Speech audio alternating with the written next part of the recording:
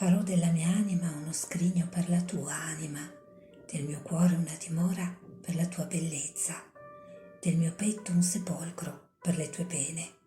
Ti amerò come le praterie amano la primavera e vivrò in te la vita di un fiore sotto i raggi del sole. Canterò il tuo nome come la valle canta l'eco delle campane. Ascolterò il linguaggio della tua anima come la spiaggia ascolta la storia delle onde. Khalil Gibran.